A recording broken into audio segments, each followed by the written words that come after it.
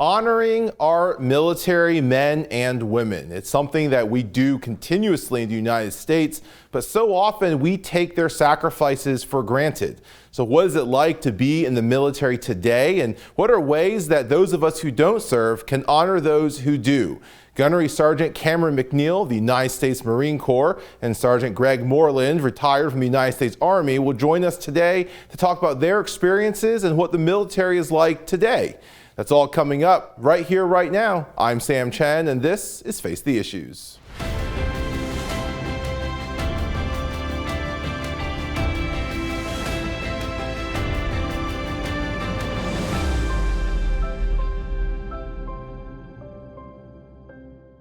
Good evening and welcome to Face the Issues. I'm Sam Chen. We often hear about how we thank our veterans. You walk through any mall, any airport, you'll hear countless individuals thanking the men and women in uniform for their service. But what is it like to be in the service today? And for those of us who aren't, how can we help support those who defend our nation? I'm joined here tonight by Gunnery Sergeant Cameron McNeill of the United States Marine Corps. Gunnery Sergeant, welcome to Face the Issues. Thanks for joining us, and thank you for your service. Thank you, sir. Appreciate it. It's great to have you here. Let's just buy a little bit of background. How long have you been in the Marine Corps? And I understand you serve both at home and abroad. Yes, sir, I have. So I joined the Marine Corps in 2009. I'm from Allentown, Pennsylvania originally. Joined right out of high school. So I've been in for about 14 years going on in August. Wow, 14 years. That's time flies by. Yes, and where did you serve overseas? So I was in South America for 5 months, and then I was in Afghanistan for 8 months. So Operation Enduring Freedom during Yes, that period. Well, Yes, sir. again, thank you for your service.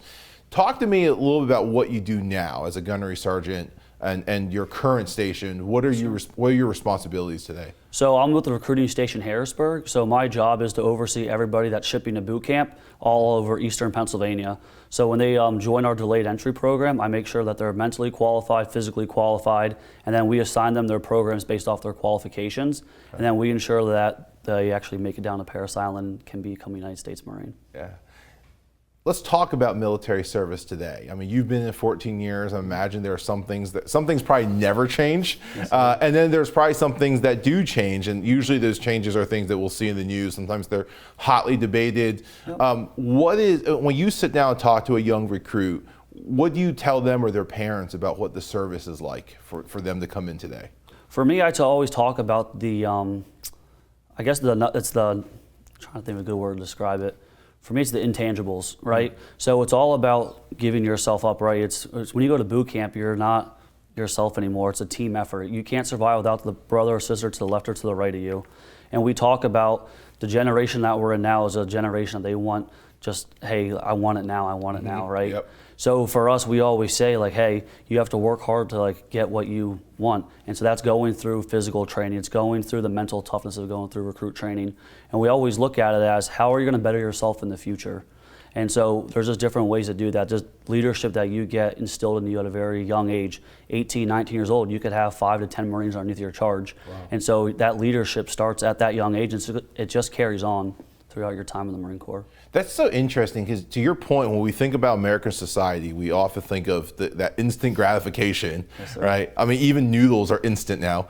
Yeah. And also just the streak of individualism of just, I want to go it alone. I want to be my own person. Yes, and yet in the Marines, you're training them to work as a team, to think as a team, yes, to have each other's backs.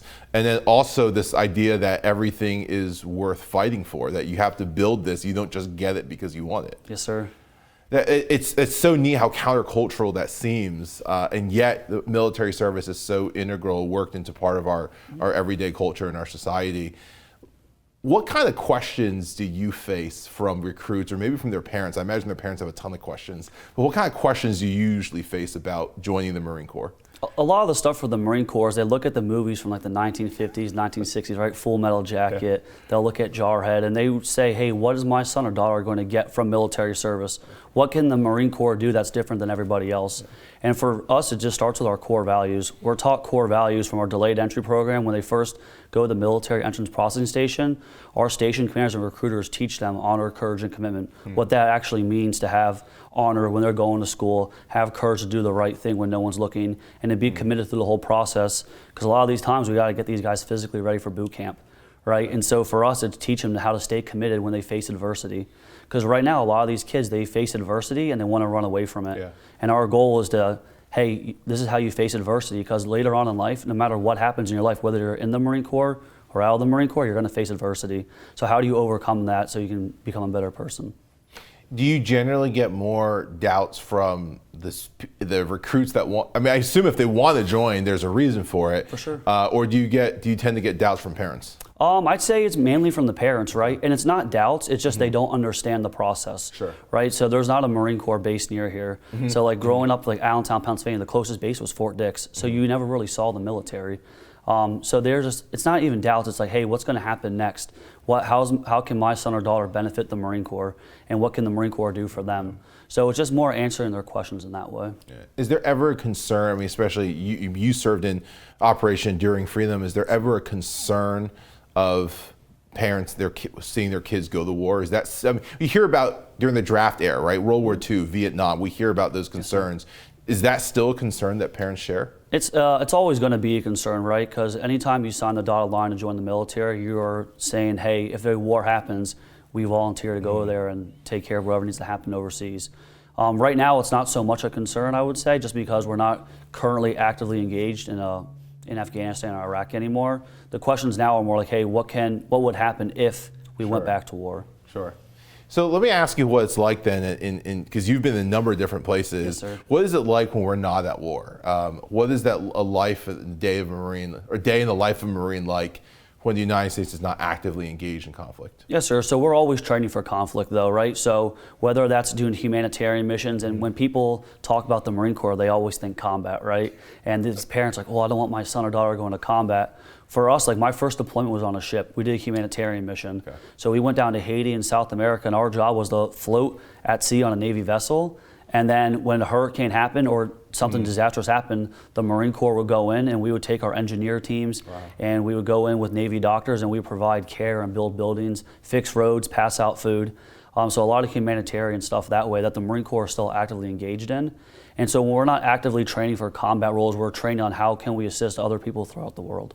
One of the things you just talked about, you said Navy doctors, you said your engineer teams. So there's a lot of different jobs in the military. I think there's this misconception that if you join the military, you're carrying a gun, you're learning how to shoot people, and that's it. Yes, sir. But there are doctors, there are engineers, there's intelligence units. Yep. What are some of the different job opportunities within the Corps that recruits could potentially be looking at? So there's over 350 different jobs in the Marines. So people always think, like you said, they see the videos, like we're the first to fight. That's like the Marine Corps motto, right?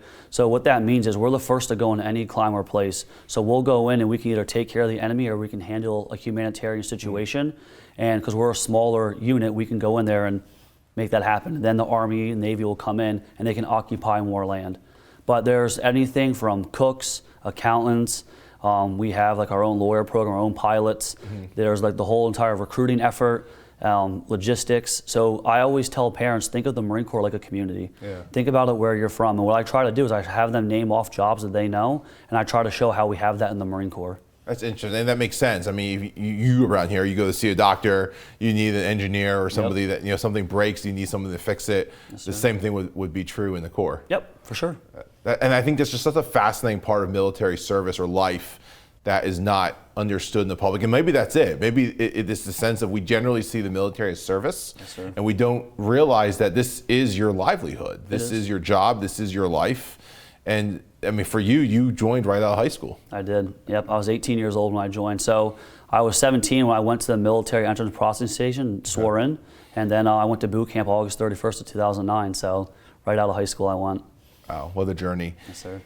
You talked earlier about this idea of preparing them for adversity, and this is something that the military, the young men and women who come out of the military that I talk endlessly about. Of just, it's not, yes, there's a physical aspect to it, but there are physical requirements coming in that if you don't meet, you can't join. Yes, sir. So you're going to get stronger and get faster, but usually what they speak to is the mindset and the mentality and the leadership. Yep.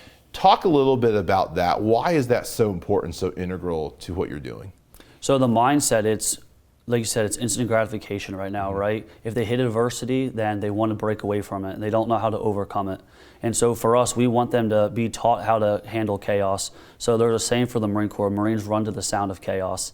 And people always think that means combat, right? But it just means anything that happens in life, that when something's happened, we want to be trained in for every situation. So whether that is somebody gets sick, we're trained in that, right? If it's a combat situation and we need to lead a platoon through combat, we can do that.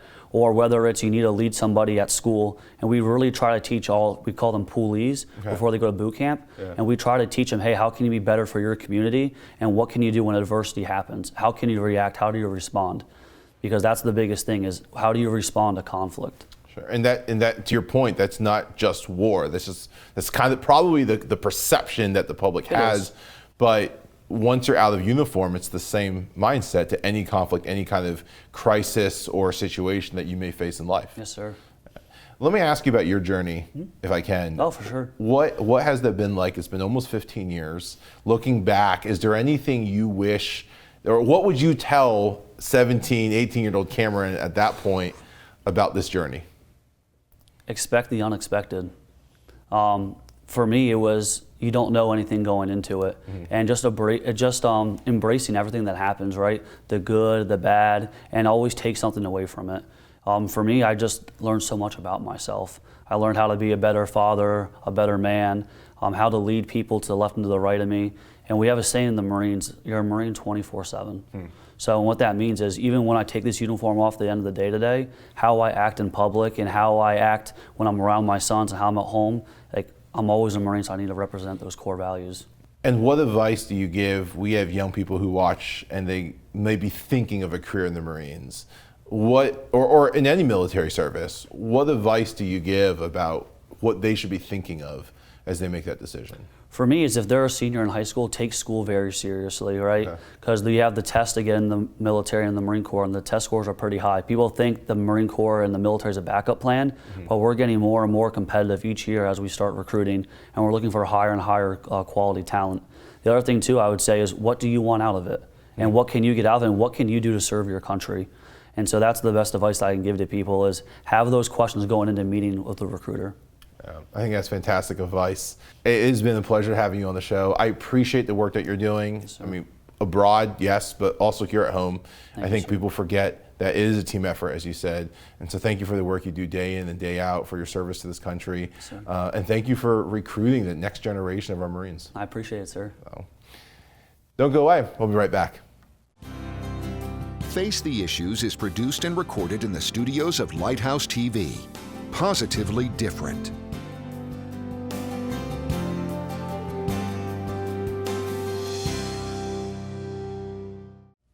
Welcome back to Face the Issues. And now we're joined by retired Staff Sergeant Greg Moreland from the United States Army. He is also the Pennsylvania State Director of the National Federation of Independent Business. He's a friend of this show, and he joins us today. Greg, welcome back to Face the Issues. Thanks for having me back, Sam. Always good to be with you. It is always good to have you here. Greg, in past episodes, past interviews, you've mentioned before about your military service. You are an Army veteran. You served both in Operation Iraqi Freedom and Operation Enduring Freedom. You were honorably discharged. We can get into all of that. But first, thank you for your service. And just if you could just walk us through your time in the military a bit. What was that experience like for you?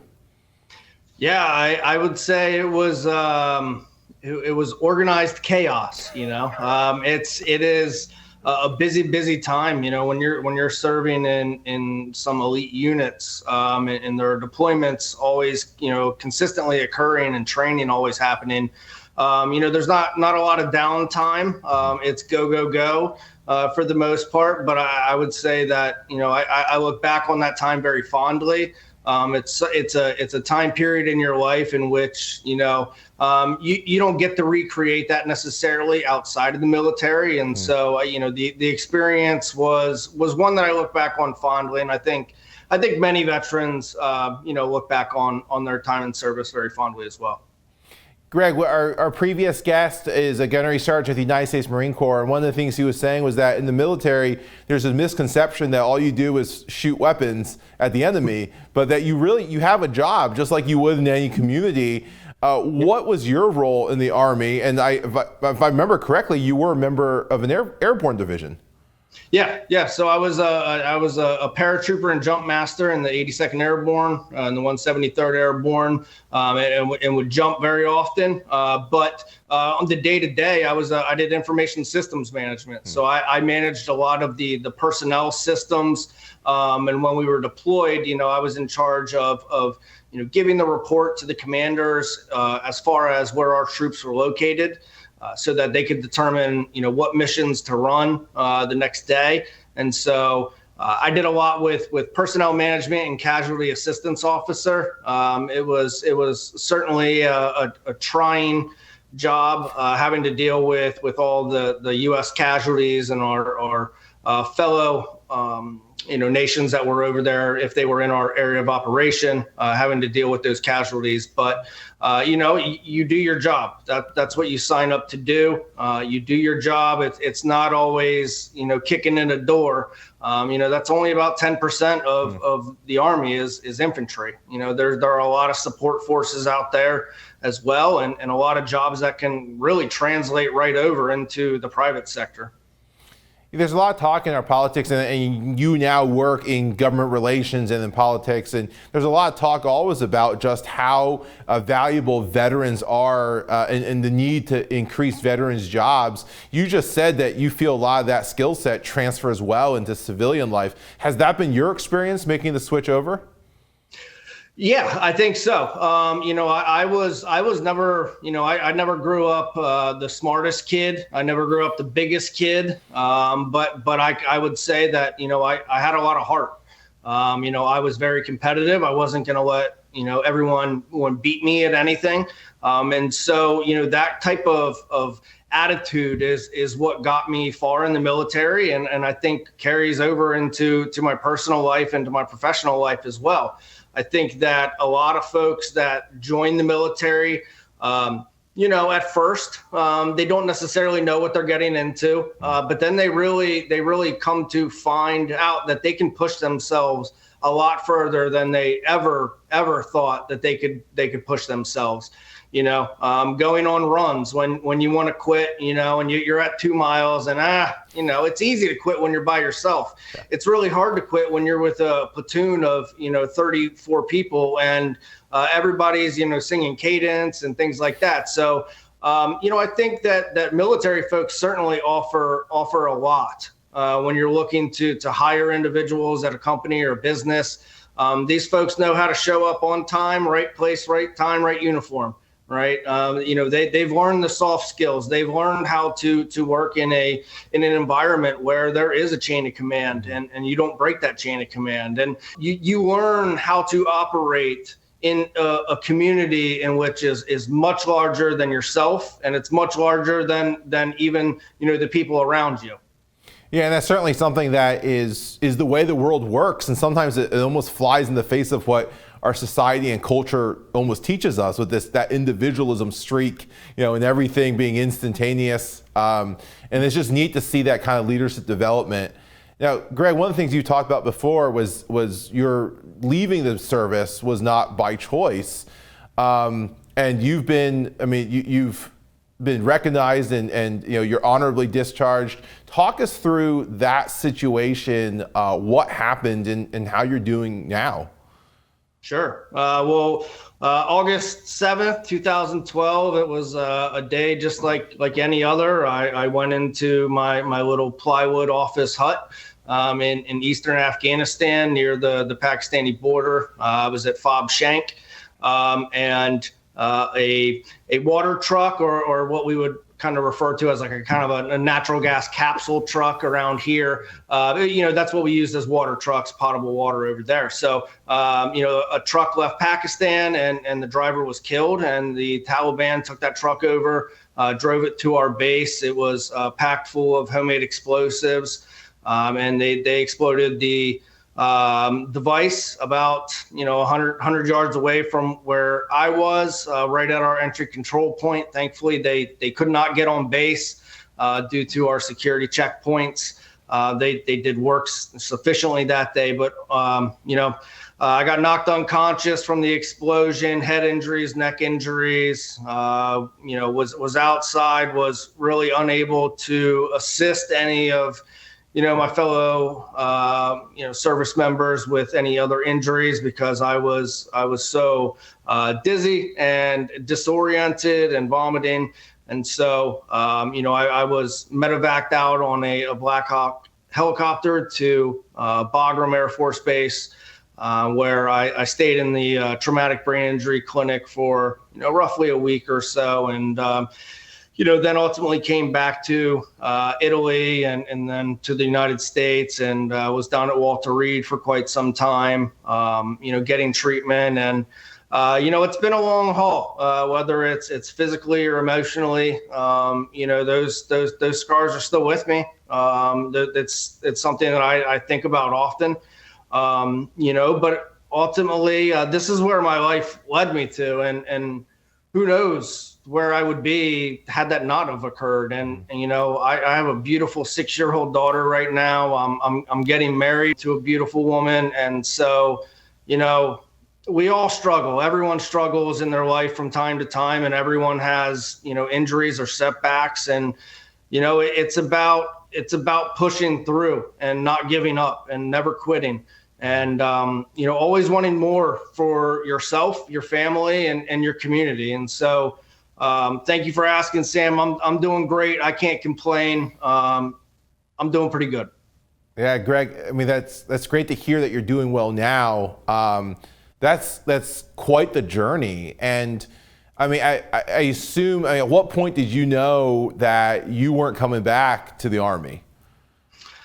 Probably it takes a while if you're familiar with any sort of government process, the military being one of them. It takes a while to, get chaptered out and the full retirement occur. So I got injured in late 2012, wasn't retired until January 2015. But, it took a while. It took a while. I came back to the States around October of 2012. So about 2 to 3 months after I was injured. I thought I was fine. I thought it was, we were good. I was going to start a grad program at Penn State Harrisburg, working on my master's degree and go back in as an Army officer. But, I changed when I came back, and, I had people around me that helped me recognize that I had changed and I was a little bit different, and maybe I needed to, talk to somebody about that. After several months of brushing it off and saying I'm okay, I kind of did a deep dive on myself and said, this is something that I need to do for myself, right? Unfortunately, looking back, on my time now, it being 2023, I've lost more brothers and sisters to suicide than I lost in combat, and I've lost both, It's sad when veterans come back, and they feel like they're alone and they don't have a support network and they don't reach out for help. And that's something that I never wanted to occur to me. I didn't want that to occur. So I reached out. It was probably a year after my injury that I really started to, take it seriously and seek the help that I needed to get to. It was, speech language pathology. I was having memory issues. Was having temperament issues. And so that just wasn't me. And so, if you don't reach out for the help, the VA and your doctor's office isn't necessarily going to reach out to offer the help. So you got to do your own due diligence and help yourself sometimes. And, that's what I did.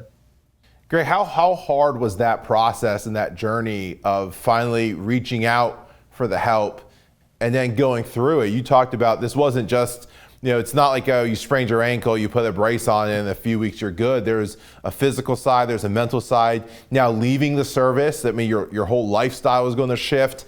How difficult was that journey on all of those fronts? And what did you tell yourself to keep going? Yeah, it was difficult. It wasn't easy. I will say that. And I think any veteran out there watching this understands that it's not easy. There's a stigma around mental health. No one wants to be the person that's having mental health issues or that they're not themselves. No one wants to be on medications. So it was hard. It was hard to even self-recognize that. And so, far too many while I was going through that process, other folks that I knew that were injured in the same blast, were taking their life. And so the writing was on the wall to me. Not that I was going to take my own life, but I was going down that path of uncertainty and mental breakdown and emotional and just completely different than how I left. I'll be honest, it wasn't easy. The therapies that I went through and years of talk therapy and talking through the incident and, being able to even now explain, what occurred to me is such a drastic step forward compared to 10 years ago where I would have completely shut down. I would have avoided this conversation at all. I wouldn't have acknowledged it. And I would have kept, that box shut in my mind and not offered to be on the show and talk about this because I wasn't there yet. And I think without all those therapies, without the support of the people around me, I wouldn't be here in this capacity today. That's for sure. Yeah. That's for sure. And Greg, we're glad you are. Real quick, we're closing out, but what's one piece of advice that you have for people like me who've never served about how we can help those who come back?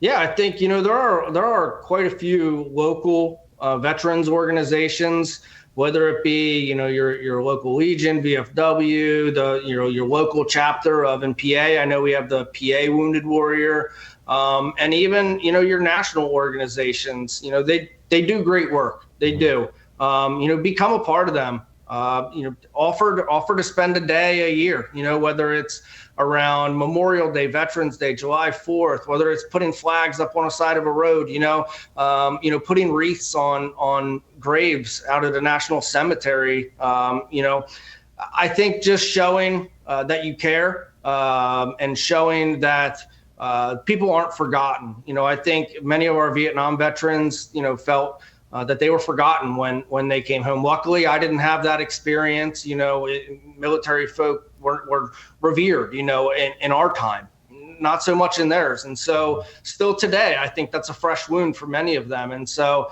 just becoming involved and understanding and listening to some of those folks when they want to talk about some of it, it's important, and it's quite honestly, it's therapy for them, and you get to learn a little bit as well. Well, that's fantastic advice. And Greg, thank you for sharing your story. We're so glad that you are where you are now, and the impact you continue to make in your daughter's life and your family's life and in the lives of so many people across Pennsylvania. So Greg, thank you again for your service and for all that you do. Thank you, Sam. Thank you very much.